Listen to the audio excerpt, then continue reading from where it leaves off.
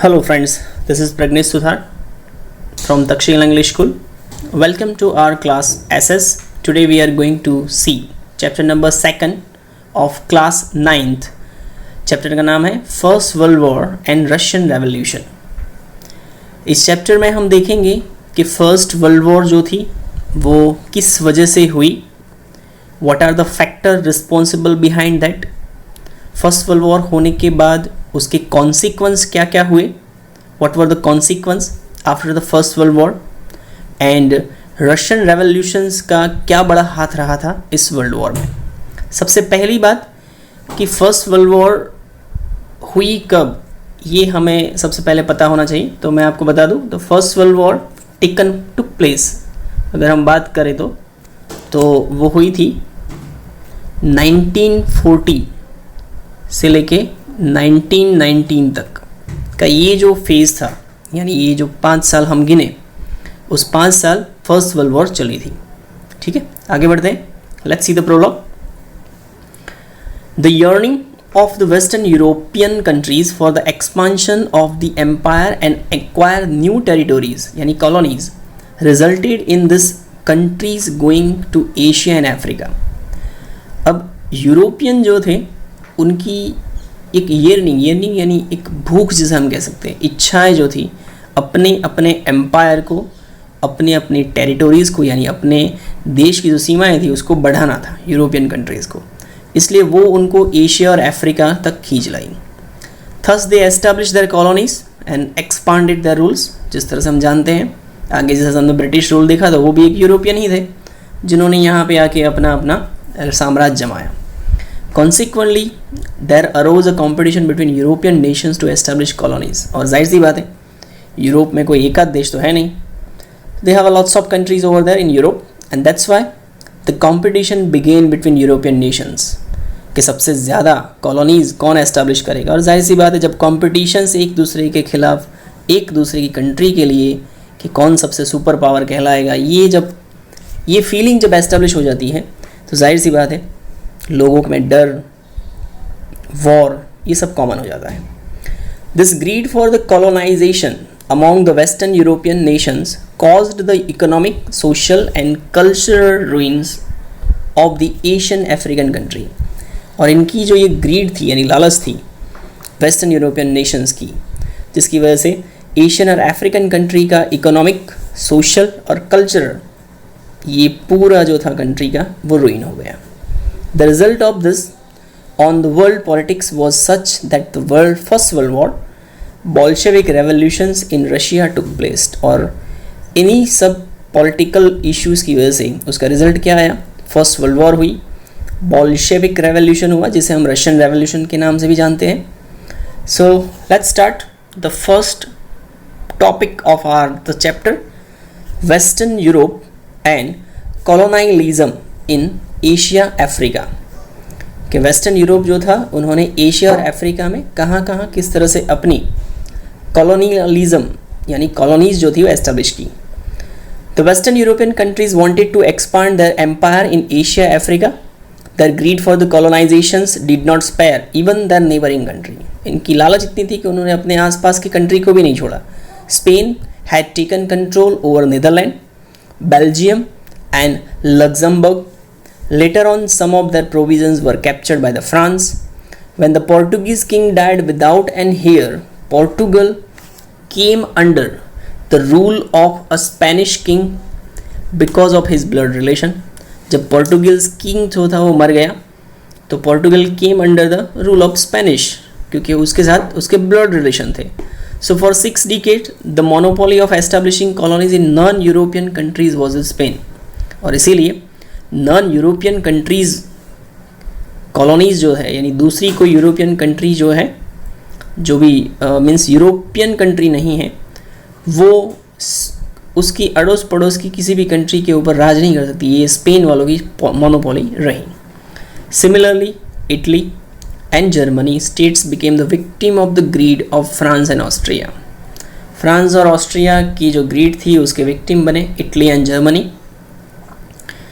When the European powers were tightening their grip over the Asian and African nations, many of the European nations which had become free following the footstep of England, made many of that Afro-Asian nations their colonies.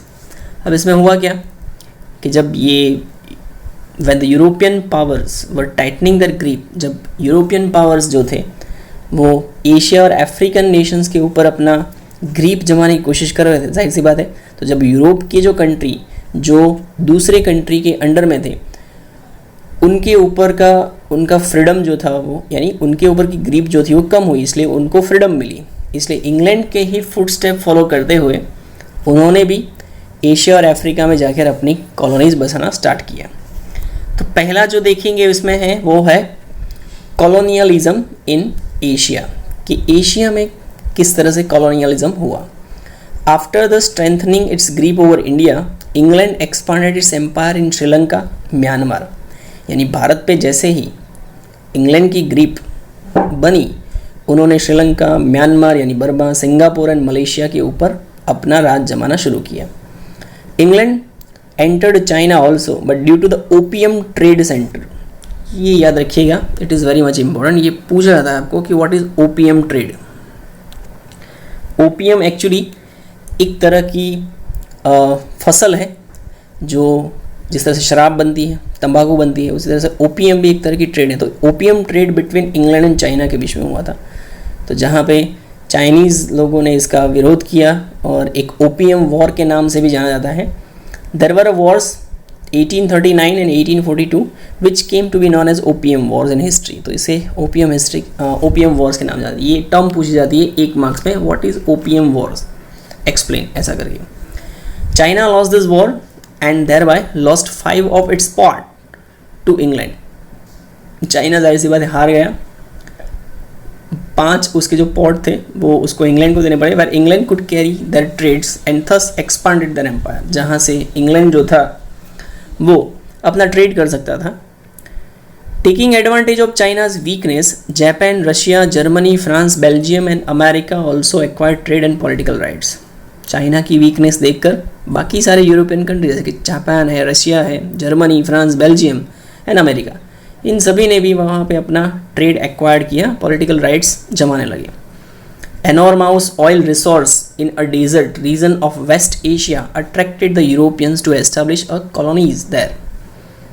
अब desert region जो था waste Asia का, ये जो था वहाँ पे oil बहुत ज़्यादा था, ऑयल का रिसोर्स बहुत ज़्यादा था, इसीलिए यूरोपियन कंट्री को अपनी कॉलोनी एस्टैब्लिश करने के लिए अट्रैक्ट किया। जहाँ पे England, Germany, Russia and America establish oil company in Iran, Iraq, Kuwait, Saudi Arabia, Bahrain and made efforts to take care of their own interest, और अपनी अपनी चीज़ें जमाने लगे। दूसरा है colonialism in Africa. The Dutch establishes colony for the first time at the end of the 15th century in South Africa. अगर हम डच की बात करें तो Dutch establishes colony for the first time, पहली बार उन्होंने 15वीं सदी 15th century south Africa में अपनी कॉलोनी से establish. After that England and France establish their colony in Cape and Algeria in North Africa respectively. तो इंग्लैंड जो थी वो केप में अपना एस्टैब्लिश किया और फ्रांस ने किया अल्जीरिया में। The vast province of Africa seemed quite suitable for acquiring new material and selling ready product post-industrial revolution। post-industrial revolution यानी industrial revolution के बाद, तो अब जो था वो the vast province of Africa seemed quite suitable, यानी अफ्रीका का जो इतना बड़ा प्रदेश था ये quite suitable था किसके लिए, रॉ मटेरियल इकट्ठा करने के लिए और फिर रेडी प्रोडक्ट बनाकर उसको दूसरे देशों में बेचना, यही काम था उनका। जिस तरह से अंग्रेज़ जो थे यानी इंग्लैंड से आए हुए लोग भारत में से रॉ मटेरियल यहाँ से ले जाते थे और फिर उनकी कंपनी में वहाँ से कपड़ा बनाकर रेडीमेड गारमेंट यहाँ पे सेल आउट करते थे। Because of which European countries competed to establish colonies, King Leopold of Belgium seize the vast provisions of Congo and establish his rule. King Leopold जो था बेल्जियम, उसने सीज वास्ट प्रोविजन, कॉन्गो का जो vast provision था उसको seize करना यानी कब्जे कर लेना, एंड एस्टैब्लिश और उसका रूल्स एस्टैब्लिश किया। England establishes colonies in Egypt, some province of East Africa and some of South Africa. France establishes colony in that is called a Tunisia, Morocco and West African provision. Germany ने establish किया उसका empire, some provision of East and West Africa. तो इस तरह से Africa में अलग अलग जगहों पे इन सब ने अपना अपना कैप्चर कर लिया। Italy captured African provisions around the Red Sea, Red Sea के आसपास का एरिया जो था वो इटली ने कैप्चर किया। Spain and Portugal also seize some provisions of Africa. A conference for European nation was held in Berlin 1884 to 85 in the mids of this competitions to establish colony. अब इन सभी European countries जो थी उनके बीच में एक Berlin के अंदर कॉन्फ्रेंस हेल्ड हुई कि जब कंपटीशन चल रही थी एस्टेब्लिश करने की कॉलोनीज़ की। तब different African territories were divided among the European nation. तो वहाँ पे उस कॉन्फ्रेंस में अफ्रीका के जितने भी टेरिटोरीज थे उसको अलग अलग कंट्री के अंदर उन्होंने बंटवारा किया। Eight the end of the conference thus the colonial dominance of different European nation was establish over the entire Africa. और इस तरह से पूरे अफ्रीका में कॉलोनियल यूरोपियन जो था वो एस्टेब्लिशमेंट हुआ। While on one hand the greedy European nations were trying to colonize various Asian African territories, on the other hand Germany and Italy had completed the process of its respective political unification। अब अगर हम बात करें तो European nation जो थे वो Asia और अफ्रीका के अंदर अपने अपने हाथ जमा रहे थे, एक्सपांड कर रहे थे। उस वक्त जर्मनी और इटली इन दोनों ने अपनी पॉलिटिकल यूनिफिकेशन मानेंगे कि अपने जो देश की जो सीमाएं थी वो अपना जो नेशंस था उसकी आर्मी, उसकी पॉलिटिकल यूनिफिकेशन यानी एकता, ये सब जूटने में लगे थे। तो वो सब अपने आप को स्ट्रॉन्ग बना रहे थे। Thus the unified Germany plunge into the competitions of industrialization, commercialization and colonization. और इस तरह से यूनिफाइड जर्मनी, यूनिफाइड यानी एक हुआ जर्मनी, यानी बहुत ही स्ट्रांग हो गया था। प्लंज इनटू यानी कूद पड़ना, कॉम्पिटिशन्स में कूद पड़ा। किसकी कॉम्पिटिशन में? इंडस्ट्रियलाइजेशन की, कॉमर्शियलाइजेशन की और कॉलोनाइजेशन की। Thus this quickly changing global phenomena had exploited some of these countries politically, economically and socially, due to which their development had stopped। और इसी क्विक चेंजेस की वजह से ये ग्लोबल फेनोमिना है। ग्लोबल इसलिए बिकॉज पूरे विश्व में ये सब चल रहा था, जिसकी वजह से एक्सप्लॉयटेशन होने लगा, यानी लोग जो थे वो अन्याय उनके साथ होने लगा और कंट्री की जो पॉलिटिकल, इकोनॉमिकल और सोशल जो भी डेवलपमेंट थी वो सब स्टॉप हो गई। This had lead to the first world war. तो ये सब कॉम्पिटिशन्स की वजह से जो डेवलपमेंट स्टॉप हो गया, डिससेटिस्फैक्शंस जो हुआ, ये सब चीज़ों की वजह से फर्स्ट वर्ल्ड वॉर की तरफ ये सारे स्टेप्स जो थे वो लीड कर जाते थे। अब जब हम चीज़ देखेंगे वो है factors that cause the first world war. कौन कौन से ऐसे फैक्टर थे जिसकी वजह से फर्स्ट वर्ल्ड वॉर हुआ? ये वेरी मच इंपॉर्टेंट क्वेश्चन भी है। अगर हो सके तो इसमें से कोई एक आध दो फैक्टर्स आपको पूछे भी जा सकते हैं, या तो फिर सारे फैक्टर्स लिखने हो और शायद 4 मार्क्स में क्वेश्चन पूछा जाए। The first world war would be considered as one of the most heart breaking and unforgettable events of the modern world. ये फर्स्ट वर्ल्ड वॉर जैसे हम हार्ट ब्रेकिंग यानी हमारा दिल दहला देने वाला है, अनफॉरगेटेबल जैसे कभी ना भूल पाए, ऐसी एक मॉडर्न वॉर कही जाती है। Many factors were responsible for this. The First World War began on 1 August 1914। जैसे मैंने पहले ही कह दिया था फर्स्ट वर्ल्ड वॉर शुरू हुई थी 1 अगस्त 1914 को। Germany had defeated France in a sedan war. Germany ने फ्रांस को हराया था जब सीडन के साथ सीडन में उनकी जो वॉर हुई उसमें, because of which France had to sign the Frankfurt treaty. अब इसमें क्या होता है कि जो वॉर हार जाता है उसको हारने के बाद वहाँ पे एक ट्रीटी यानी एक मंत्रणा, एक वाटाघाटा साइन करनी होती है कि जिसमें रूल्स रेगुलेशन लिखे भाई ये जो देश है वो हमारी ये सब चीज़ें जो है, ये जो बातें हैं वो मानेगा।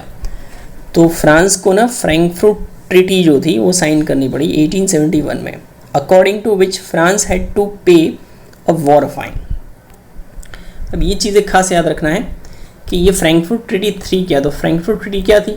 तो सीडन वॉर में जब जर्मनी ने फ्रांस को हराया दोस्तों को फ्रैंकफर्ट में एक साइन करी ट्रीटी जिसमें उनको पूरा वॉर फाइन यानी वॉर में जो जो भी खर्चा हुआ है वो सारा फ्रांस को भरना पड़ेगा as give away to its provisions. और उसके सामने उनको प्रोविज़न यानी लॉरेंस एंड अलास्क जर्मनी को दे देने पड़ेंगे। इनके 2 प्रोविजंस हैं जो फ्रांस में आए हैं। फ्रांस में आए हुए ये दोनों हैं।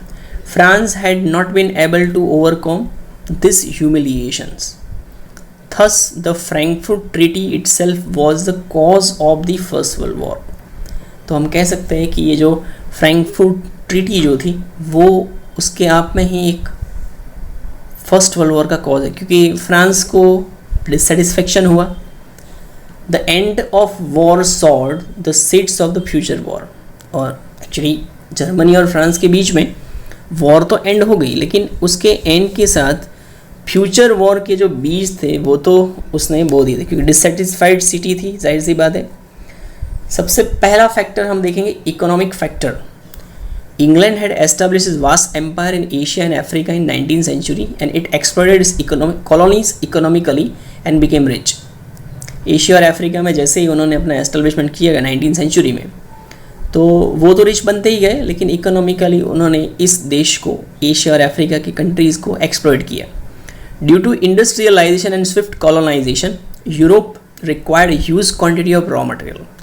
अब उस वक्त यूरोप के अंदर इंडस्ट्रियलाइजेशन और कॉलोनाइजेशन शुरू था, तो उनको रॉ मटेरियल बहुत ज़्यादा ही चाहिए था.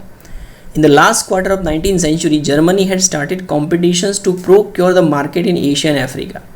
अब 19th centuries के लास्ट क्वार्टर यानी लास्ट के 25 ईयर जो थे वो, उसके अंदर जर्मनी ने भी अपनी कंपटीशन जो थी वो मार्केट एस्टेब्लिश किया एशिया और अफ्रीका में. जहाँ पे जर्मनी ने क्या किया, Germany started supplying cheaper goods in a comparison to the England and France. उन्होंने इंग्लैंड और फ्रांस की कंपैरिजन में सबसे सस्ता गुड जो था वहाँ पे बेचना शुरू किया. इसकी वजह से एफ्रो और Asian markets that England and France dominated were thus broken up by Germany.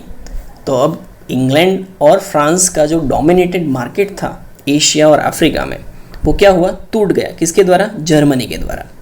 Consequently there was an intense economical competition between Germany and England. और जर्मनी और इंग्लैंड के बीच में एक इकोनॉमिकल कॉम्पिटिशन्स होने लगी. अब जाहिर सी बात है, जहाँ पे इकोनॉमिकल कॉम्पिटिशन हो तो एक दूसरे के प्रति क्या होता है, एक जहर उगलता है कि मैं उसको कैसे नीचे गिरा दूँ. तो ये कंट्री के बीच में होने लगा. दूसरा एक रीज़न था, फैक्टर था, वो है militarism. Military force was necessary and important for the competition that the European nations got into.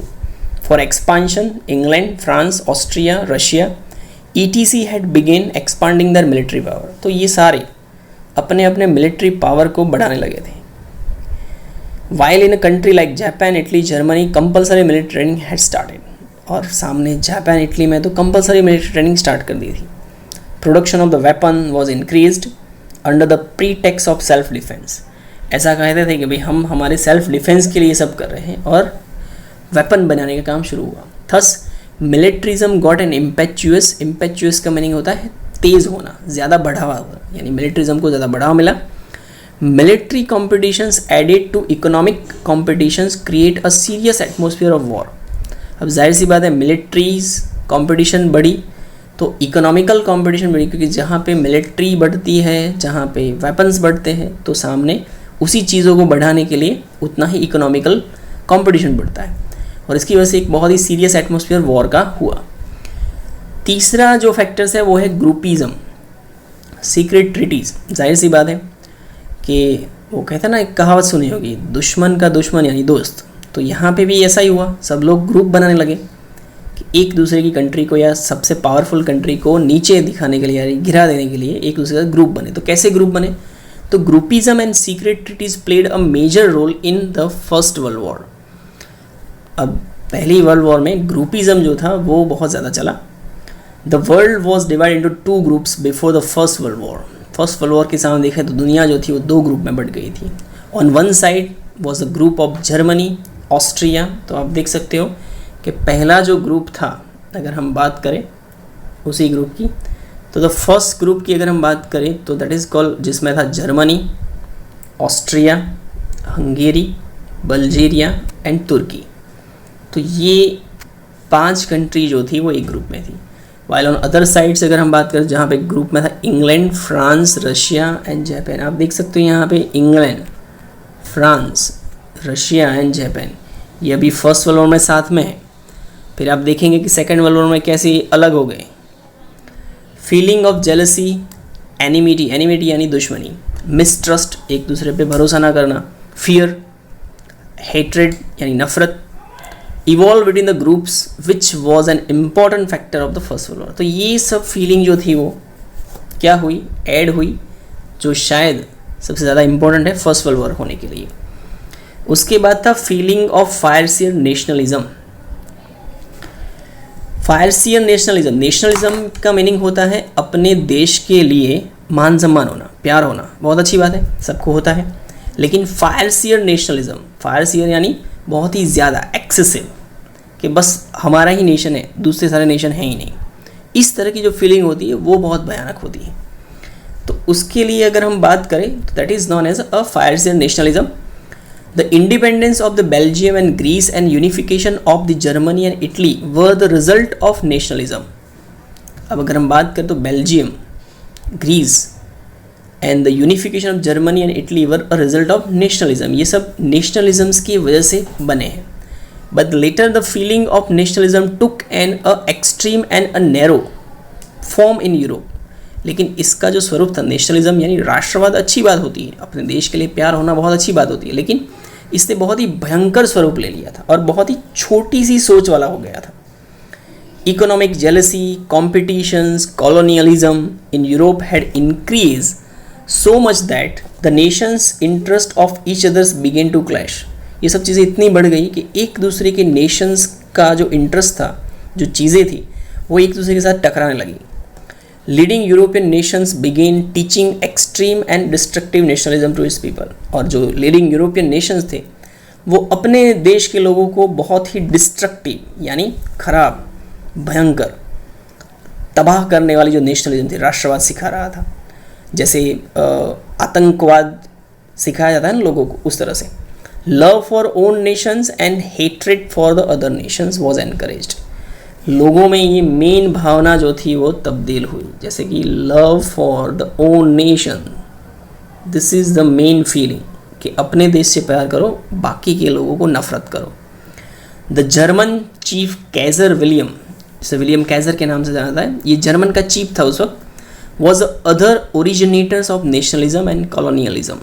तो ये मेन था, इसको याद रखिएगा, this is the main person first world war के वक्त, जर्मन चीफ कैजर विलियम, जो भी नेशनलिज्म्स का एक क्रिएटर माना जाता था।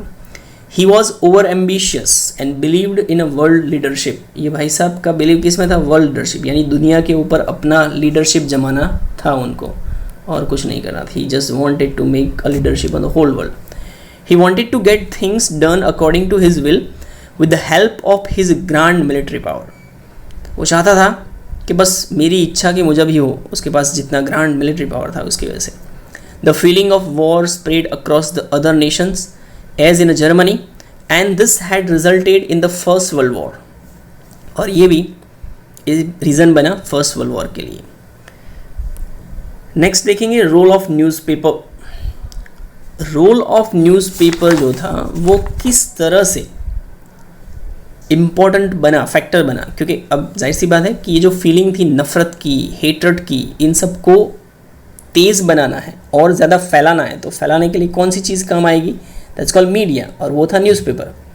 तो न्यूज़पेपर ने भी बहुत बड़ा इंपॉर्टेंट रोल अदा किया था उस वक्त। The newspaper of the European Nations aroused so much of hatred among the people with their mutual, derogatory, provocative, exaggerated and false writes-up by the spitting venom against the rival nations।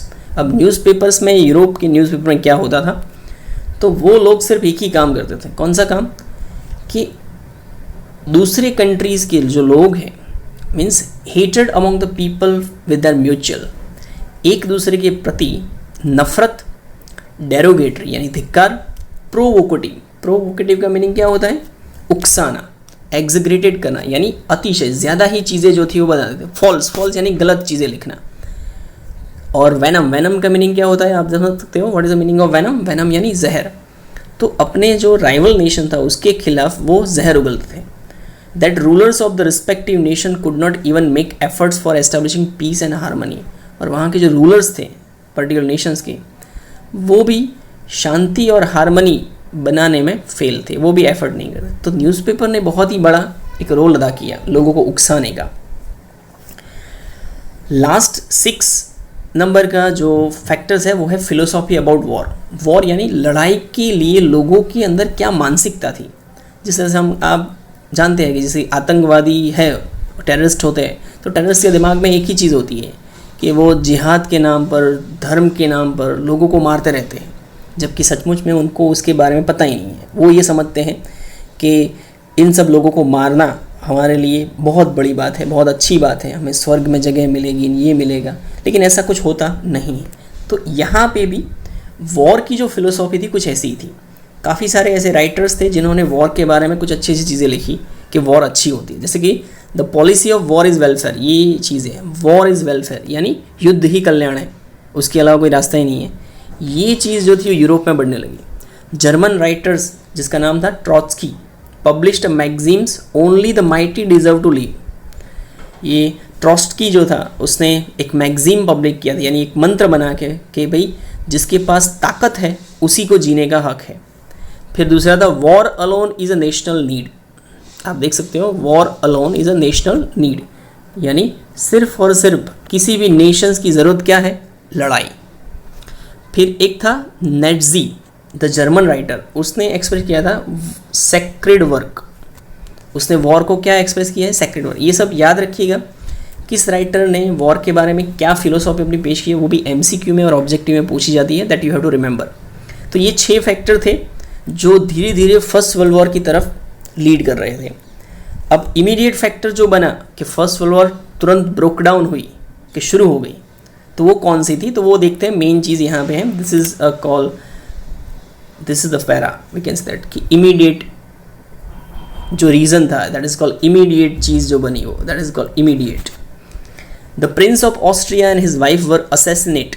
Assassinate का meaning होता है killed by being shot at by the member of the Serbian terrorist organization Black Hand.